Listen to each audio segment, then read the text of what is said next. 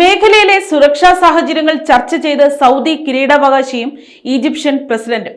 മധ്യപൂർവ്വദേശത്ത് വർദ്ധിച്ചു വരുന്ന സംഘർഷങ്ങൾക്കിടയിൽ സൗദി കിരീടാവകാശി മുഹമ്മദ് ബിൻ സൽമാനും ഈജിപ്ഷ്യൻ പ്രസിഡന്റ് അബ്ദുൽ ഹത്താഫ് അൽ സീസിയും തിങ്കളാഴ്ച ടെലിഫോണിൽ ചർച്ച നടത്തി.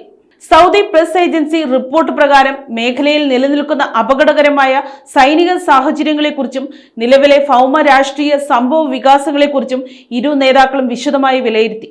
സംഘർഷത്തിനിടെ സൗദി അറേബ്യക്കെതിരായ തുടർച്ചയായ ഇറാനിയൻ ആക്രമണങ്ങളെ ഈജിപ്ഷ്യൻ പ്രസിഡന്റ് ശക്തമായി അപലപിച്ചു. സൗദിയുടെ പരമാധികാരത്തിനും സ്ഥിരതയ്ക്കും ദേശീയ സുരക്ഷയ്ക്കും നേരെയുള്ള ഏതൊരു ഭീഷണിക്കെതിരെയും ഈജിപ്തിന്റെ പൂർണ്ണ പിന്തുണയും ഐക്യദാർഢ്യവും അദ്ദേഹം പ്രഖ്യാപിച്ചു.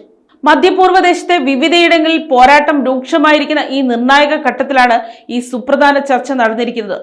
മേഖലയിലെ രണ്ട് പ്രമുഖ ശക്തികളായ സൗദി അറേബ്യയും ഈജിപ്തും തമ്മിലുള്ള ഈ ഏകോപനം അറബ് ഐക്യത്തിന്റെയും പരസ്പര സഹകരണത്തിന്റെയും ശക്തമായ സന്ദേശമാണ് നൽകുന്നത്.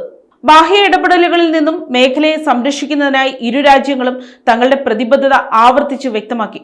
News desk Kottarakkara media.